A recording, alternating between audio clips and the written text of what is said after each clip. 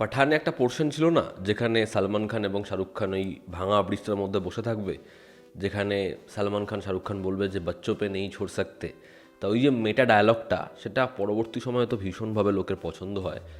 এবং 2023-এ শাহরুখ খানের ছবি যেরকমভাবে বক্স অফিস ডমিনেট করে, তারপরেও এই 25 অবধি এমন বহু ছবি এসছে ইয়াংস্টারদের, যেই ছবিগুলো অনেক আশা রেখেছিল, বাট ছবিগুলো সেরকমভাবে পারফর্ম করতে পারেনি। যতবারই পারফর্ম করতে পারেনি ততবারই একটা কথা আবার ভেসে উঠতো, বাচ্চো পে নেই ছোড় সকতে। এবার যখন ধুরন্ধর খুব ভালো পারফর্ম করেছে, আমি দেখলাম ধুরন্ধরে রণবীর সিংয়ের ছবি, অ্যানিমালে রণবীর কাপুরের ছবি এবং ছাওয়ায় ভিকি কৌশলের ছবি। বাচ্চো পে নেই ছোড় সকতে, ওপরে সালমান শাহরুখ আমিরের ছবি এবং নিচে হচ্ছে অর বাচ্চে বলে এই তিনজনের ছবি। তো এই নেক্সট তিন খানকে এই তিনজন রিপ্লেস করবে বা এই তিনজন নেক্সট সুপারস্টার, এই যে বিষয়পত্র, এই যে আলোচনা, এতে বহু লোক আগ্রি করে, বহু লোক আগ্রি করে না, যে না রণবীর বা হচ্ছে ভিকি এরা কখনোই এদের সমতুল্য না। আমার মনে করে হ্যাঁ, এরাই তো নেক্সট সুপারস্টার। তো এটা কোন জায়গাতে রয়েছে? যেহেতু সুপারস্টারের কথাটা আসলো, আমি শুরুতে একটা ছোট্ট বিষয় বলি। 1995 থেকে 2005 অবধি 10 বছর শাহরুখ খানের আটখানা ছবি, যে ছবিগুলো প্রত্যেক বছরের হায়েস্ট গ্রসার। মানে ধরুন 2000 সালে একটা, 2002 সালে একটা, 2003 সালে একটা, 1995-এ একটা, 6-এ একটা, এরকম মেইনটেন ছিল। এবং যদি আপনারা খুব ভালো করে দেখেন, তাহলে সেখানে কিন্তু সালমান খান বা আমির খান খুব বেশি পিছিয়ে নেই। হয়তো যে বছর শাহরুখ খানেরটা 1 নম্বরে, 2 নম্বরে হচ্ছে সালমান খানেরটা। তো তাদের যে ডেবিউ হওয়া এবং তারা যেরকমভাবে সেলিব্রেটেড, সেটা কিন্তু আমরা সেই নিদর্শনটা এখনও দেখেছি। এবার বিষয়টা হচ্ছে, যদি আমরা আরেকটু আগে চলে যাই, তাহলে যখন অমিতাভ বচ্চনের সময় তার দবদবা, তখন কিন্তু কেউ ভাবতেই পারেনি যে আর কিছুটা সময় পর এর থেকেও হয়তো বা এরকমই লেভেলে আমরা অন্য কোনো স্টারের জন্য ফ্যান ফলোয়িং দেখব। আমরা যদি আরেকটু আগে চলে যাই, যখন হচ্ছে ধর্মেন্দ্র, রাজেশ খান্না তাদের সময়, তখনও কিন্তু কেউ ভাবেনি যে এরপর আমরা এর থেকেও বেশি ফ্যান ফলোয়ার্স কারো হতে দেখব। তো এগুলো প্রত্যেকটা সময়ের সাথে সাথে হয়েছে। কিন্তু শাহরুখ, সালমান, আমির, বা যদি আমরা একটু পরে রাখি হচ্ছে অক্ষয় কুমার, অজয় দেবগন, ঋত্বিক রোশন, এদেরকে, তো এরা যেটা করলো, এরা একটা লম্বা সময় ধরে তারা যে হিরো সেটা মেনটেন করলো। এখনও মানে 2000 সাল এবং 25 বছর পর এখনও তাদের ছবি হায়েস্ট গ্রসার হয়। তো এটা তারা থরলি মেনটেন করছে এবং হয়তো আরও 5-10 বছর মেনটেন করে যাবে। কিন্তু এই যে নেক্সট তো ভাবতে হবে এরপর কারা আসবে। তো রণবীর কাপুর, রণবীর সিং বা ভিকি কৌশল, এদেরকে নেক্সট কি বলা যায় যে এরা এই তিন খানকে রিপ্লেস করবে? দেখুন, আমি সচরাচর এই কথাটা বিশ্বাসই করি না যে কেউ কাউকে রিপ্লেস করতে পারবে। আজকে রাজেশ খান্না যেরকম তার আইডেন্টিটি ছিল, সেটাকে তো কখনোই অমিতাভ বচ্চন রিপ্লেস করতে পারেনি। সে একটা নতুন আইডেন্টিটি বানিয়েছে। আজকে অমিতাভ বচ্চন যে আইডেন্টিটি বানিয়েছিল, সেটাকে শাহরুখ খান রিপ্লেস করতে পেরেছে? পারেনি তো। সে নতুন একটা নিজের আইডেন্টিটি বানিয়েছে। প্যারালি সালমান খান, আমির খান প্রত্যেকে বানিয়েছে। কেউ যখন কাউকে নকল করতে যায় বা তার মতো করতে যায়, সেই নকল জিনিসটা প্রথম 1-2 দিন খুব ভালো লাগতে পারে, তারপরে সেটা সময়ের সাথে চাপা পড়ে যায়, ঢেকে যায় জাস্ট। তো এই যে তিনজন, এরা ফিউচার হতে পারে এবং আমি এটা অবশ্যই আশা রাখতে পারি যে এরা হচ্ছে নিজেদের আইডেন্টিটি বানাবে এবং এরা নেক্সট বিগ থিং হতেই পারে, ডেফিনেটলি হতে পারে। কারণ সবার আগে হচ্ছে এই তিনজন, রণবীর কাপুর হোক, রণবীর সিং হোক বা ভিকি কৌশল হোক, তিনজনই কিন্তু খুব ভালো অ্যাক্টার। যদিও আমি রণবীরকে কোথাও একটা এগিয়ে রাখবো, বাট এই তিনজন খুব ভালো অ্যাক্টার। রণবীর নিজের কেরিয়ার অনেক আগে শুরু করেছে এবং তার যেরকম ধরনের ছবি সে করেছে, যেরকম ভ্যারাইটি সে রেখেছে, সেটা সত্যিই প্রশংসার যোগ্য। একইভাবে রণবীর সিং, সে ভীষণ ভাইব্রেন্ট, খালি সে বেশি সব জায়গায় গিয়ে মুখ না খুললেই হলো, বাট একজন টেরিফিক পারফর্মার। আর ভিকি কৌশল তো অবশ্যই। কিন্তু এরা, এই যে তিন খান, আমির খান, সালমান খান বা শাহরুখ খান, এদের রিপ্লেসমেন্ট, এই স্টেটমেন্টটা আমার মনে হয় না যে ঠিক, একেবারেই ঠিক নয়। এবং শাহরুখ খান বা সালমান খান বা আমির খান, তারা সুপারস্টার ট্যাগ কি করার পর পাচ্ছে, সেখানে কি লেভেলের হিট ছবি, সুপারহিট ছবি, ব্লকবাস্টার ছবি, হায়েস্ট গ্রসিং ফিল্ম রয়েছে, আপনারা খালি একবার দেখুন। এবং যদি আমরা এদের দেখি, তাহলে এদের কিন্তু ওই লেভেলের অ্যাচিভমেন্ট এখনও নেই, এখনও ওই লেভেলের অ্যাচিভমেন্ট নেই। তো এদের ওপরে এই যে একটা বোঝা, হয়তো ঋত্বিক রোশনের ওই পডকাস্টটা দেখেছেন, যেখানে ঋত্বিক রোশন বলছে যে এই যে সুপারস্টার ট্যাগ, এই যে এরকম স্টারডম, এটার ফলে আমি যেরকম ছবি করতে চাই, যেরকম ক্যারেক্টার বাঁচতে চাই, যেরকম অভিনয় করতে চাই, সেটা করতে পারি না। এটা নিয়ে অনেকে আর কি করছিল, অনেকে ক্রিটিসাইজ করছিল যে এত বছর একটা ছবি করে, কিন্তু ওটাই হচ্ছে আসল কথা।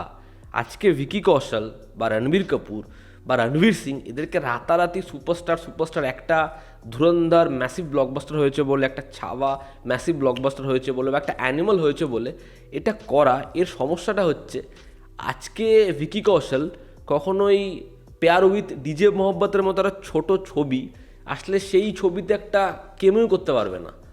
আজকে রণবীর সিং তার কেরিয়ারের এরকম সময় এসে একটা জায়েশ ভাই জোরদার করতে পারবে না, করার সময় ভাববে যেরকম একটা ছবিকে আমি করবো, সে করতে পারবে না একটা বিক্রমাদিত্য বর্তমানের সাথে লুটেরার মতো ছবি।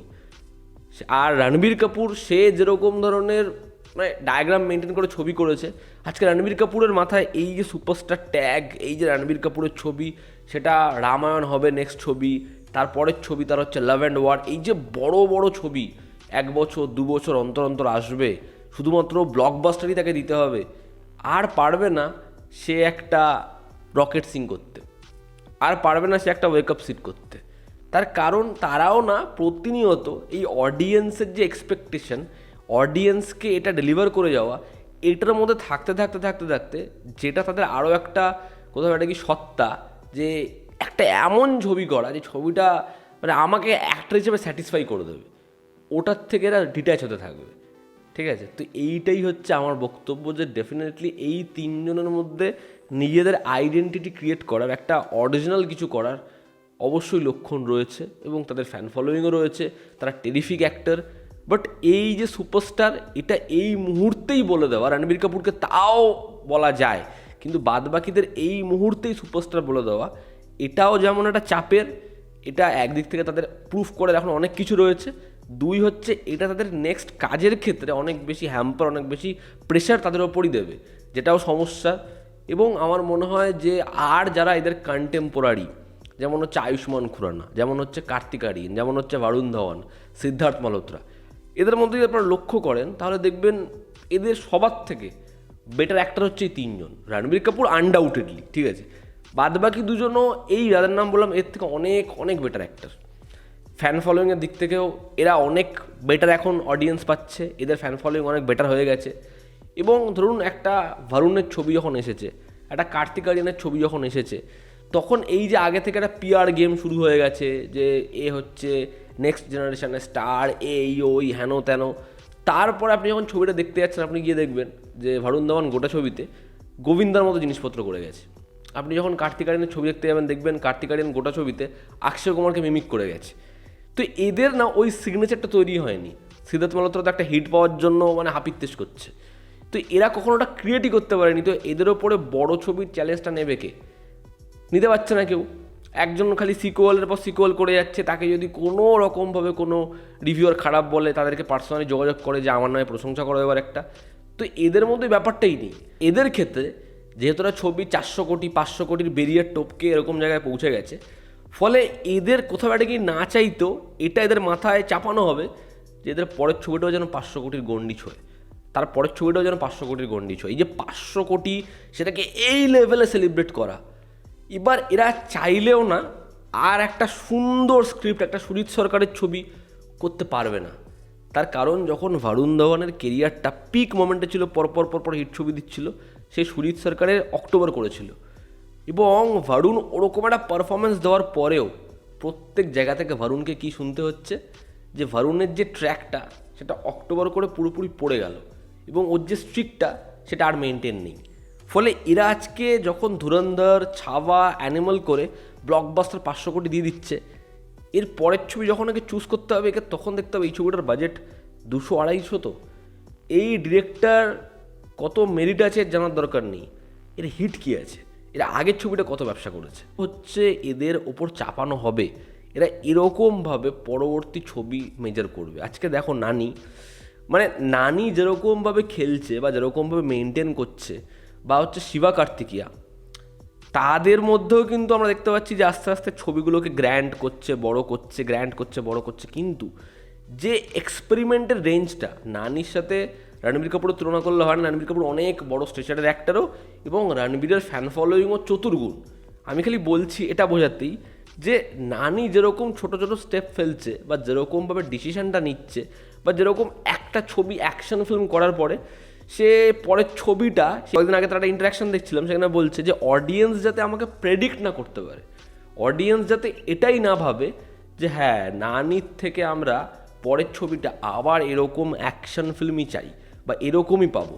সে পরেই একটা আবার সুন্দর অ্যান্টনিকি এবং হচ্ছে সারিপদা সানিবাড়াম ওই পরিচালকের সাথে আবার একটা লাইট মুডের ছবি করবে। তো এরকমভাবে হচ্ছে ও নিজের যে গ্রোথটা সেটাও করছে এবং অ্যাক্টর হিসেবে সেই জায়গাটাও রাখছে, সঙ্গে সঙ্গে ফ্যান ফলোয়িংটাকেও ঠিকমতো সার্ভ করতে করতে করতে করতে যাচ্ছে। এবার সেটা কতটা এই তিনজন অ্যাক্টর, এই তিনজন স্টার করতে পারে সেটাই দেখ। তার কারণ আমরা শাহরুখ খানের এখনকার এই যে পাঠান বা হচ্ছে ডাঙ্কি বা জওয়ান, এটা দিয়ে শাহরুখ খানের ফিল্ম সিলেকশন জাজ করতে পারবো না। শাহরুখ খান যে সময় দেবদাস করে হায়েস্ট গ্রসার দিচ্ছে, সেই সময় কিন্তু ও একটা চাক দে ইন্ডিয়াও করছে, সেই সময় কিন্তু ও একটা মেহুনা যেমন করছে, ও কিন্তু একটা তার আগে স্বদেশও করে রেখেছে। তো এইভাবে কিন্তু ও ছবিগুলো চুজ করেছে, এরকমভাবে একটা পেহেলিও করেছে, ঠিক আছে, যেটা চলেনি। একইভাবে আমির খানের কিন্তু সবসময় একটা নিশ জোনই বানিয়েছে। তার হায়েস্ট গ্রসিং যে ফিল্মটাও দিয়েছে সেটা কিন্তু গজনির পরে, মানে একটা গজনি ওরকম ধরনের অ্যাকশন ছবি করার পরে কিন্তু সে একটা 3 ইডিয়টসের মতো ছবি নিয়ে এসেছে। তার আগে কিন্তু একটা ফানা সে করেছে, এটা কিন্তু তারে জামিন পর সে করেছে। মনে হয় এখন যা সময়, এখন যেহেতু সোশ্যাল মিডিয়ার যুগ, মানে যেটা শাহরুখ খান, সালমান খান, আমির খান সেই সময় এরকম ছিল না যে প্রত্যেক সেকেন্ডে তোমাকে জাজ করা হবে, প্রত্যেকটা মুহূর্তে তুমি একটা যে কোনো জায়গায় স্টেটমেন্ট দিল সেটা কী ইম্প্যাক্ট ফেলবে, সেটা কি হতে পারে, সেটা মানে এখনই সম্ভব সেটা।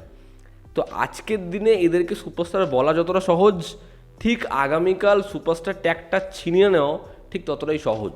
কিন্তু এই যে সুপারস্টার, এটা তো এদের লাস্ট ছবিগুলো ব্লকবাস্টার হওয়ার ভিত্তিতে আমরা বলছি। এবার দেখার এদের এই যে ট্যাগটা, এটা কত বড় বার্ডেন হয়ে দাঁড়ায় এদের পরবর্তী কাজের ক্ষেত্রে, যেটাই সবথেকে বড় চিন্তার বিষয়। এবং আমার মনে হয় না যে কেউ কাউকে রিপ্লেস করতে পারে। যারা নিজের আইডেন্টিটি বানাতে পারে, নিজেকে বি ইউনিক করতে পারে, তারাই কিন্তু এন্ড অফ দ্য ডে টিকে যায় এবং তাদের আইডেন্টিটিটা বাদবাকিরা ফলো করে। তো এই ছিল আমার ওপিনিয়ন। এতে তোমাদের কি ওপিনিয়ন জানিও। জনতা আমাদের পাশে আছে। আবার দেখা হচ্ছে, টেক কেয়ার।